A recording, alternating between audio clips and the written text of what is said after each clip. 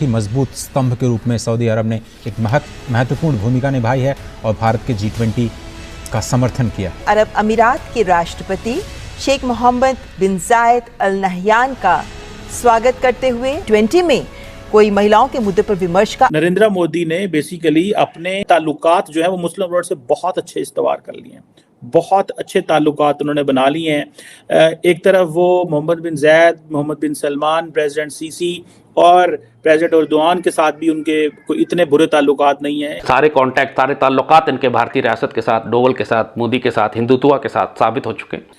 दोस्तों, इंडिया के अंदर जो G20 कॉन्फ्रेंस हो रही है, इसका एक इम्पॉर्टेंट एंगल ये है कि मुस्लिम वर्ल्ड के लीडर्स को बुलाया गया है।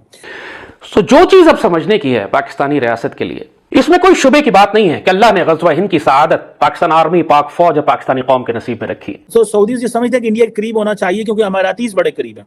वो पाकिस्तान फैक्टर जो माजी में हुआ करता था, वो factor is missing now. United Arab Emirates और इसके साथ साथ सऊदी अरेबिया और इंडिया मिलके एक ऐसा रेलवे ट्रैक्स, ऐसी रेलवे लाइन जो है बनाने जा रहे हैं, ऐसा जबरदस्त प्रोजेक्ट लॉन्च करने जा रहे हैं जो कि इंडिया को मिडिल ईस्ट और मिडिल ईस्ट को इंडिया से कनेक्ट करेगा। Perfect timing to say this thing that 21st century is the India century. और उसमें वो ईस्ट भी है, उसमें दो ही मुल्क आएंगे, या इंडिया होगा या चाइना होगा। चाइना और इंडिया के आपस में कंपटीशन चलेगा। रशिया वैसे ही आपको पता है बीमार है वो भी। लेकिन अगर पाकिस्तान की बात करें, इंडिया और पाकिस्तान के बॉर्डर साथ है, लेकिन यहाँ पर शहजादा ने आना था, वो भी 1 घंटे के लिए ना आया, ना यहाँ पे अमेरिका का कोई सफीर आया, इवन के अमेरिका से कोई फ्लाइट भी नहीं आई। तो एक मुल्क जो है वो दिन ब दिन, हर गुजरते दिन के साथ तरक्की कर रहा है, और दूसरा जो मुल्क है वो पस्ती और जवाल का शिकार हो रहा है। किसी भी चीज का हमें पता ही नहीं है, सिर्फ रोटी का पता है और कोई चीज नहीं चल रही। तो मुकाबला पॉसिबल है उनका? दोस्त, मुकाबले की बात होती है ना, तो मुकाबला जोश और हिम्मत पे लड़ा जाता है। अच्छा। वो हमें बहुत है, ठीक है। अगर हम कहते हैं ना, अगर रोटी कपड़ा मकान नहीं है, तो उस बेस पे भी हमें जारी बात है, हमारे जितना इंडिया ऊपर जा रहा है, हमारे लिए और चैलेंजेस बढ़ते जा रहे हैं। गो कि इंडिया अपनी मेहनत से ऊपर जा रहा है, बट ऑब्वियसली बिकॉज हम पिछले इतने सालों से वो इंडिया पाकिस्तान कर रहे हैं, तो सऊदीज ये समझते हैं कि इंडिया के करीब होना चाहिए क्योंकि अमारातीज बड़े करीब हैं। वो पाकिस्तान फैक्टर जो माजी में हुआ करता था, वो फैक्टर इज मिसिंग नाउ। उस फैक्टर की कोई, जिन्हों कहते हैं ना, लेन देन कोई नहीं है। चंद्रयान 3 पे उन्होंने बड़ा प्रोटोकॉल दिया, उन्होंने इस चीज़ों पे बड़ा वो सारा किया कि भाई ये लोग जो हैं ये हमारे साथ किसी न किसी तरीके से अटैच हो जाए इंडिया। दूसरी तरफ अगर आप देखें ओमान, ठीक है जी, ओमान नॉर्मली इंडिया जो है वो उसके कोई रेगुलर इतने इनके अच्छे ताल्लुकात नहीं है, लेकिन G20 में उनको बुलाया बिकॉज इंडिया जो है और ओमान, इंडियन लेबर तो ओमान में बहुत ज़्यादा है, लेकिन उनको पता है कि ओमान एक न्यूट्रल सा मुल्क है, बड़ा रिच है, काफ़ी उनके पास पैसे पूसे भी हैं। अगले दिन हम देख रहे थे कि इंडियन नेवी के जो वॉरशिप्स हैं, शिप्स जो हैं, वो ओमानी जो पोर्ट्स हैं उसके ऊपर जी अचानक ही चले गए। मतलब दे वर पासिंग बाय, तो उन्होंने कहा इस्लाम दुआ करके टूर जाइए। ओमान भी उन्होंने आ गया। और सबसे ज़्यादा प्रोटोकॉल तो जारी बात है मोहम्मद बिन सलमान को दिया जा रहा है क्योंकि वो स्टेट विजिट भी होंगे 11 सितंबर को। बाकी 9-10 को तो जारी बात है उन्होंने वो आना है, वो सारा करना ही करना है। और ये समझते हैं कि G20 समिट के अंदर मोहम्मद बिन सलमान का आना इज समथिंग वेरी एक्स्ट्राऑर्डिनरी। और ये मोहम्मद बिन सलमान को जो एक्स्ट्रा प्रोटोकॉल मोदी साहब दे रहे हैं, उनको पता है कि इनसे बहुत कुछ हमने लेना है, और मोहम्मद बिन सलमान के पास कैपेसिटी भी बहुत कुछ है देने की। लेकिन मैं इसमें एक अगर ये एनालिसिस करूं कि पाकिस्तान कहाँ खड़ा हुआ है, आप कभी पाकिस्तान के जो फॉरेन ऑफिस के बाबू हैं उनसे पूछें। आधे बाबू तो एरोगेंट होते हैं जो रिटायर्ड हो जाते हैं या जो बड़ी हाई पोजीशन पे चले जाते हैं, और आधे बाबू जो हैं वो समझते हैं कि नहीं यार गाल जड़ी ना तो निकल गई, ये कोई मज़ा नहीं आ रहा, ठीक है। और आधे बाबू जो हैं वो बड़े हाइपर नेशनलिस्ट भी हो जाते हैं, रिलीजियसली मोटिवेटेड हाइपर नेशनलिस्ट बाबू भी होते हैं, जो दोज हु फॉरगेट कि हमें क्या चीज़ें कैसे चेंज हो रही हैं या ग्लोबल ऑर्डर कैसे चेंज हो रहा है।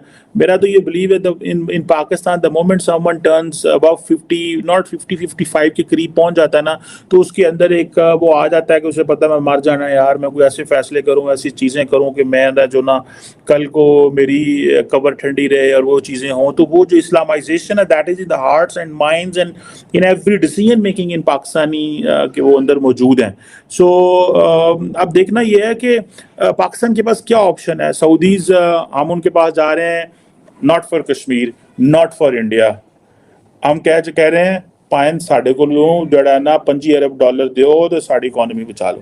हम अमारातीज़ के पास जा रहे हैं, 25 अरब डॉलर दो तो इकोनॉमी बचा लो। हम कवेतियों के पास, कतरीज़ के पास, बाकियों के पास जा रहे हैं, 25 अरब डॉलर दो तो चलो। अच्छा, इंडिया ने कतर को नहीं बुलाया, ठीक है, इंपॉर्टेंट कंट्री है, क्यों? कतर जड़ा है वो थोड़ी जी मसले करता है इंडिया के नाल। नूपुर शर्मा के इंसिडेंट में कतर सबसे पहले किसी भी चीज़ का हमें पता ही नहीं है, सिर्फ रोटी का पता है और कोई चीज़ नहीं चल रही, तो मुकाबला पॉसिबल है उनका?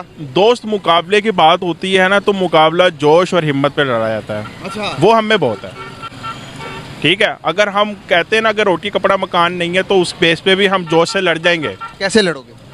बॉस देखिए, बात आपने जो मुझे की ना, वो जोश की है कि अगर आपके पास जो है ना, आपने फॉर एग्जांपल बात ये की है कि हमारे पास सुपर पावर होने के नाते पे भी हम क्या उनका मुकाबला कर सकते हैं? तो मैंने तो आपको इस चीज़ का यही जवाब दिया कि बॉस हम मुकाबला कर जाएंगे, लेकिन सोच के तौर के ऊपर जो हमें मार रहे हैं, हम उस सोच का मुकाबला नहीं कर पा रहे। आप मुझे बताएं, एक बात है कि आपके पास जज्बा इतना ज़्यादा कि आप उनको मुकाबला कर सकते हो सिर्फ और सिर्फ लड़ाई में। हाँ। हम मुकाबला एजुकेशन में क्यों नहीं कर लेते? हाँ। हम मुकाबला टेक्नोलॉजी में क्यों नहीं कर लेते?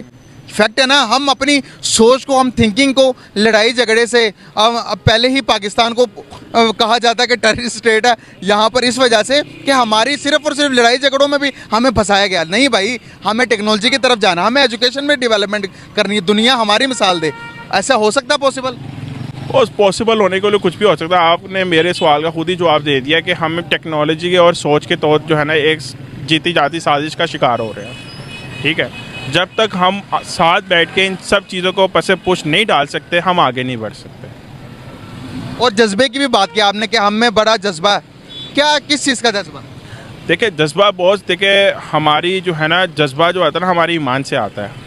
हमारे ईमान का ईमान है, देखिए मौजूदा सूरत हमारे ईमान का हिस्सा कि हमने अपने मुल्क के साथ, उसके साथ प्यार करना है, तो वही चीज़ हमें जोश दिलाती है। उसी जोश के बदले में हम लड़ सकते हैं। बिल्कुल सही, लड़ना चाहिए। सिर्फ लड़ना इसलिए चाहिए कि हमें, आओ भाई तालीम के लिए लड़ते हैं, आओ भाई एजुकेशन के लिए लड़ते हैं, आओ भाई टेक्नोलॉजी के लिए लड़ते हैं कि कौन ज़्यादा डेवलपमेंट की तरफ जाता है। क्या लगता है कि आपको अब जो लड़ाई रह गई है, जज्बे के हाथों में तलवार लेकर, डंडे लेकर आप किसी से लड़ने जाओगे? एक मुल्क जिसके पास हर किस्म की टेक्नोलॉजी है, वो बायो जंग लड़ सकता है। उस मुल्क के पास ऐसी टेक्नोलॉजी है जो कि हर चीज़ की, आप देखो कि उनके मिसाइल के चांद तक है। उस मुल्क से लड़ने के लिए उस मुल्क की जैसी तैयारी करनी पड़ेगी ना भाई। बॉस, बात यह है कि देखिए, इन चीज़ों की तैयारी करने के लिए ना, हमारे जो वुज़रा है ना, वो पढ़े लिखे आने चाहिए। देखिए, टेक्नोलॉजी के लिए अगर आप तो उसकी टेक्नोलॉजी पे उसने कोई पढ़ा लिखा या उसके बारे में शौर है, उसका कोई एक्सपीरियंस है, तो वही आगे बैठेगा। अब जिसके बाद पैसा वो करोड़ों रुपए दे के जो मिनिस्टर बन जाता है, क्या वो बंदा आके हमारी चीज़ें टेक्नोलॉजी को सही करेगा? ऐसा नहीं हो सकता। तो हम आप मानते हैं कि हम में फॉल्ट है, हमारे एजुकेशन सिस्टम में फॉल्ट है, इसको ठीक हर चीज़ में करप्शन